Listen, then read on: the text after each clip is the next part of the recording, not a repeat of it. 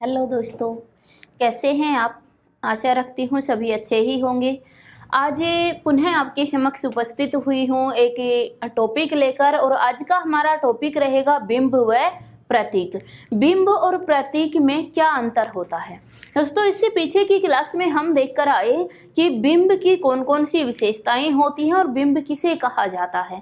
उससे पीछे की क्लास में हमने देखा कि प्रतीक की कौन सी विशेषताएं होती हैं या प्रतीक किसे कहते हैं। आशा रखती हूँ आप सभी को अच्छे से समझ आया होगा कि प्रतीक किसे कहते हैं, कौन कौन सी विशेषताएं होती हैं और प्रतीक से किस प्रकार से क्वेश्चन पूछे जाते हैं। इसी प्रकार बिंब से भी किस प्रकार से क्वेश्चन पूछे जाते हैं। लेकिन आज की जो क्लास है इसमें दोनों का तुलनात्मक अध्ययन हम करेंगे। बिंब और प्रतीक हम थ्योरी बहुत बार पढ़ लेते हैं, लेकिन थ्योरी में से क्वेश्चन निकालना और थ्योरी में से क्वेश्चन बनाकर उन क्वेश्चन को सोल्व करना, ये दोनों ही जो तरीके होते हैं ये अलग हुआ करते हैं। थ्योरी से हमें नॉलेज तो हो जाती है, थ्योरी पढ़कर हम जानकारी तो ग्रहण कर लेते हैं, लेकिन उस जानकारी को क्वेश्चन में कैसे परिवर्तित करें ये हमें क्वेश्चन प्रैक्टिस से ही पता लगता है। तो दोस्तों, मैंने कोशिश की कि आज आपके समक्ष प्रतीक और जो बिंब है दोनों का तुलनात्मक अध्ययन लेकर आऊं, ताकि इन दोनों का अंतर आपको अच्छे से क्लियर हो जाए। आइए, कहना चाहेंगे दोस्तों, आप ये क्लास को लास्ट तक अगर देखते रहेंगे तो बिंब और प्रतीक में दोनों का अंतर आपको बिल्कुल स्पष्ट हो जाएगा। कभी भी बिंब और प्रतीक आप गलत नहीं करेंगे। आइए अब हम देखते हैं कि जो बिंब और प्रतीक है उन दोनों में कौन कौन से अंतर पाए जाते हैं। सबसे पहले कहा, प्रतीक किसी सूक्ष्म भाव या अगोचर को साकार करने के लिए प्रयुक्त किया जाता है। ध्यान दीजिए, जो प्रतीक है ये किसी सूक्ष्म भाव या अगोचर वस्तु को अगोचर को साकार करने के लिए प्रयुक्त होता है। किसी अगोचर यानी जहां हमारी इंद्रियां नहीं पहुंच पाती हैं, जो वस्तु हमारी इंद्रियों से दूर है वहां तक हमारी इंद्रियां नहीं जा पाती हैं, ऐसे जो अगोचर वस्तु है या अगोचर विचार हैं उन विचारों को प्रतीक के द्वारा प्रस्तुत किया जाता है, प्रतीक के द्वारा वर्तमान समय में रखा जाता है। जबकि बिंब किसी वस्तु की प्रतिकृति होता है। ध्यान दीजिए, जबकि जो बिंब होता है वो क्या होता है, किसी वस्तु की प्रतिकृति होता है जो गोचर होता है। जो बिंब होता है वो क्या होता है, आपकी प्रतिकृति होता है जो क्या होता है, गोचर होता है। ध्यान दीजिए, दोनों अंतर समझ आए आपको कि जो प्रतीक होते हैं ये प्रतिकृति नहीं होते हैं। प्रतीक किसी वस्तु की प्रतिकृति नहीं होते। प्रतीक तो क्या किए जाते हैं, जो भी अगोचर वस्तु है उसे हमारे समक्ष रखने के लिए एक सिंबल के रूप में प्रयोग किए जाते हैं। लेकिन बिंब जो होते हैं वो किसी वस्तु की क्या होते हैं, प्रतिकृति होते हैं। और जो गोचर होते हैं, गोचर का अर्थ है जो हमें जहां पर हमारी इंद्रियां पहुंच पाती हैं, इंद्रियों की पहुंच में आने वाली जो वस्तु है वो गोचर कहलाती है। उसके बाद दिया गया, प्रतीक से कोई भावना तुरंत जागृत होती है।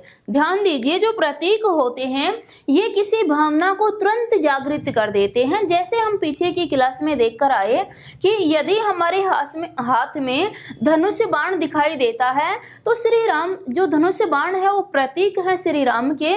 तो जैसे ही धनुष बाण दिखाई देता है श्री राम की स्मृति तुरंत हमारे मस्तिष्क पर बन जाती है। तो जो प्रतीक होते हैं ये प्रतीक किसी भी भावना को तुरंत जागृत कर देते हैं। जबकि बिंब से मस्तिष्क में किसी दृश्य का चित्र उभर कर आता है। दोनों अलग अलग हैं। ध्यान दीजिए, जो प्रतीक हैं वो हमारे मस्तिष्क में तुरंत किसी भावना को जागृत कर देते हैं, जबकि जो बिंब होते हैं ये किसी दृश्य का चित्र उभार कर हमारे समक्ष लेकर आते हैं। यानी कि जो बिंब होते हैं, इन बिंबों से भावना जो होती है वो अतिशीघ्र जागृत नहीं होती है। पहले हमारे मस्तिष्क में कोई बिंब बनता है और बिंब बनने के बाद कोई चित्र बनता है और चित्र बनने के बाद धीरे धीरे जो भावनाएं होती उस चित्र से जुड़ती हैं। लेकिन जो प्रतीक हुआ करते हैं ये प्रतीक तुरंत भावना को हमारे मस्तिष्क में जागृत कर देते हैं। उसके बाद आया कि उपमान जब रूढ़ हो जाते हैं तो प्रतीक बनते हैं। ध्यान दीजिए, उपमान जब रूढ़ हो जाते हैं तो प्रतीक बनते हैं। यह रूढ़ का अर्थ क्या है?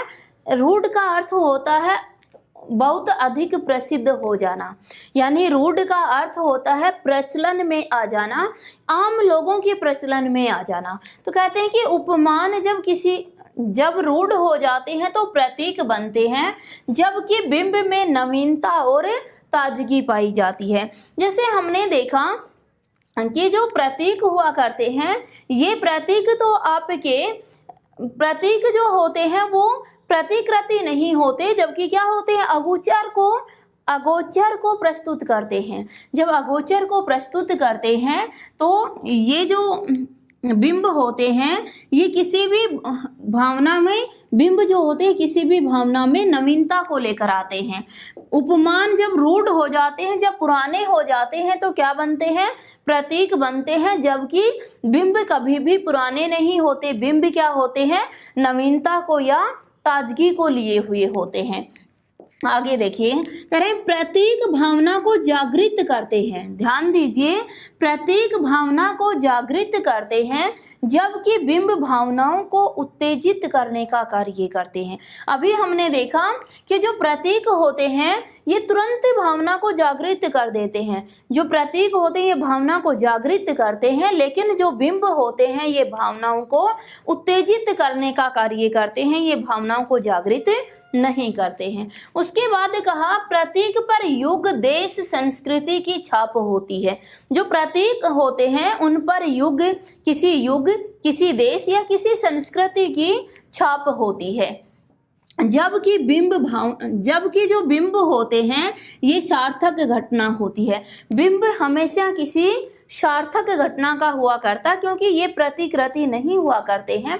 तो ये जो बिंब होते हैं, ये बिंब आपके हम देख रहे हैं कि जो बिंब हैं प्रतीक पर युग, देश या संस्कृति की छाप होती है, जबकि बिंब क्या होते हैं? सार्थक घटना हुआ करती है।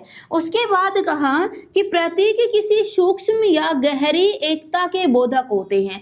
जो प्रतीक होते हैं ये किसी सूक्ष्म या गहरी एकता के बोधक होते हैं, जबकि बिंब जगत की अनेकता के आधार पर होते हैं।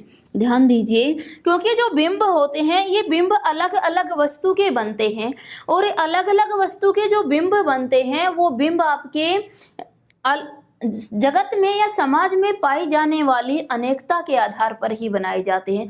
लेकिन जो प्रतीक होते हैं वो एक प्रतीक दूसरे को, तीसरे को दिया जा सकता है। एक ही प्रतीक से अनेक वस्तुओं को या अनेक व्यक्तियों को नवाजा जा सकता है। यानी कहने का भाव, जो प्रतीक होते हैं उनमें क्या होती है? गहरी एकता हुआ करती है। जैसे हमने प्रतीक दिया कि चांद जैसा तेरा मुखड़ा, तो ऐसा नहीं कि किसी एक ही नायिका के लिए ऐसा प्रयोग करेंगे, ये हम अनेक नायिकाओं के लिए इसका प्रयोग कर सकते हैं। जो प्रतीक होते हैं, प्रतीक उपमान होते हैं आपके, और उपमान किसी को भी दिया जा एक ही उपमान से अनेक व्यक्तियों को सम्मानित किया जा सकता है, अनेक व्यक्तियों को एक ही उपमान दिया जा सकता है। तो जो उपमान होते हैं उन उपमानों में आपकी सूक्ष्म या गहरी एकता पाई जाती है, ये एकता के बोधक होते हैं। लेकिन जो बिंब होते हैं वो जगत की अनेकता के लिए अनेकता का आधार होते हैं, क्योंकि बिंब किसी एक वस्तु का एक ही हो सकता है, ऐसा नहीं कि अनेक वस्तुओं का बिंब एक हो सकता है, ऐसा नहीं। तो जो प्रतीक होते हैं वो प्रतीक तो अनेक को दिए जा सकते हैं, लेकिन बिंब एक का एक होता है।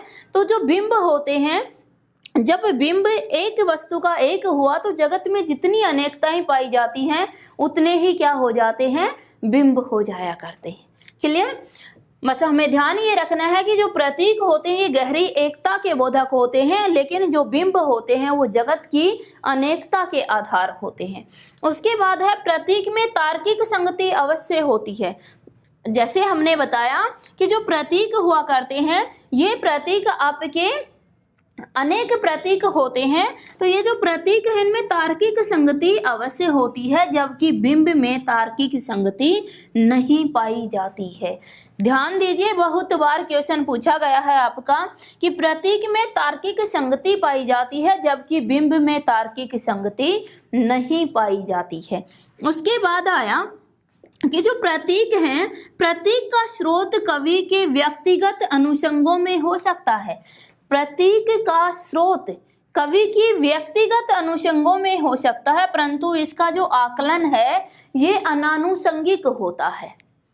अनुषंगिक का अर्थ होता है संबंधित या स्वयं के अनुभव या स्वयं के आधार पर।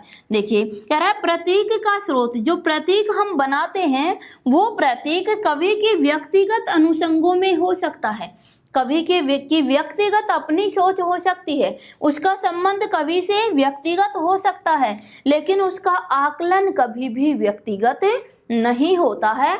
आकलन होता है वो क्या कैसे होता है, अनानुषंगिक होता है, यानी स्वयं से जुड़ा हुआ नहीं होता, स्वयं का अनुभव नहीं होता, स्वयं से संबंधित नहीं। जब आकलन किया जाता है तो फिर वो अनेक के लिए बन जाता है।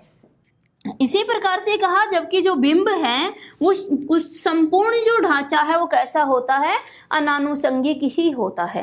कहते हैं जो प्रतीक हैं वो प्रतीक जो हैं वो कवि से के व्यक्तिगत अनुषंगिता से जुड़े हुए हो सकते हैं। आकलन तो उनका भी अनानुषंगिक होता है, लेकिन वो जुड़े हुए हो सकते हैं कवि से। लेकिन जो बिंब होते हैं ये कभी भी कवि की अपनी अनुभूति नहीं होते हैं। इनका तो जो संपूर्ण एरिया होता है बिंब का वो कैसा होता है, अनानुषंगिक होता है। उसके बाद कहा कि प्रतीक का अर्थ ग्रहण प्रसंग के बिना भी किया जा सकता है।